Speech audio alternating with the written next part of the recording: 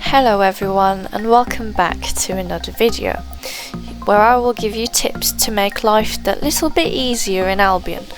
Some will be aimed at newer players and some will be some general tips.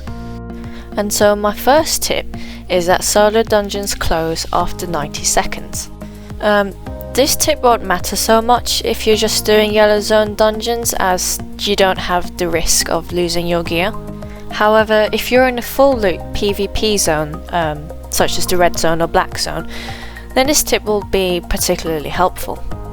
So once you go into a green solo dungeon, there will be a 90-second timer that starts.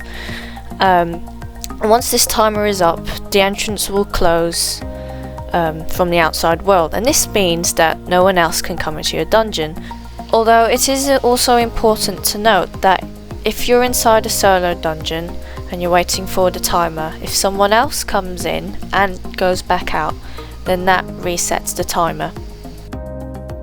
My second tip is to use the key binding Shift and click. If you hold down Shift and click on the items that you want to pick up, then this is a very time efficient way to pick up whatever items you want to get. And this is a good way to quickly loot bodies or do dungeons more quickly.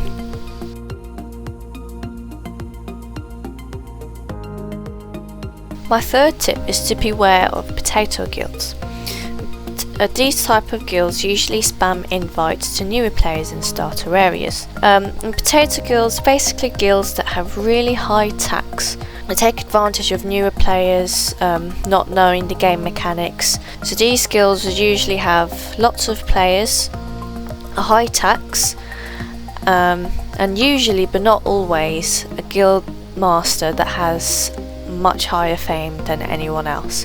Or this may not always be the case, as people may use their alts. My fourth tip is to use the travel planner located in every city. If you travel with gear on you or with things in your inventory, then it can cost money. However, if you're not wearing any gear and there's nothing in your inventory, then it will cost absolutely nothing to travel to the different cities. This can be particularly helpful if you want to travel to the different cities. For example, if you wanted to compare prices of a particular item on the market, then you can fast travel this way and save a lot of time. Once you do plan to travel with gear, travelling with gear is a lot cheaper than buying it in different cities. Of course, this depends on each individual item. The gear that you use, for example your helmet and your weapons and your armour, are relatively cheap no matter what tier it is. However, if you want to bring things like journals to different cities, then those can be quite expensive. The only place you can't fast travel to with gear is Caerleon, and this is because it's surrounded by red zones, and if you could fast travel there, it would be considered cheating. My fifth tip is to take advantage of the suicide function. If you drop off all your gear at a bank and think, I want to go to my island now, but don't want to run all the way, you can just type in /suicide and you will die, and you have the option to either go back to your last city or to your home. If your island is set as your home, then voila, you're at your island. Just make sure you don't have anything on you before you do this. And then for my sixth tip is to take advantage of the refine and craft bonus in every city. This means that if you craft or refine these items shown in the specific city, then you will have a higher resource return rate. For example, in Bridgewatch, if you refine stone, you'll have a higher return rate of raw material. My seventh tip is about getting dismounted. If you're being chased by gankers or a ganker and you decide that you want to fight them, then you should let them dismount you. And this is because when they dismount you, you will immediately have all the cooldowns for your abilities. If you dismount yourself, you will have a cooldown, and this will make you vulnerable, especially if the people that you want to fight have already been dismounted and they've got your cooldowns up. My next point is about the marketplace, and this is something that I've seen quite a few newer players struggle with, and myself included when I first started. And this is when you first go into the game, the default is that when you purchase something from the market, it goes to a tab and it doesn't go straight into your inventory. And there is a button that you can press, which is this one right here, and when you activate it, whatever you buy, it will go straight to your inventory. And now, regardless of whether you have this function enabled or not, if you're overweight or if whatever you've bought will put you over the weight limit, over 100%, then it will automatically go into another tab, regardless of whether you've got this function enabled or not. For number 9, 0.1 gear can be cheaper than flat.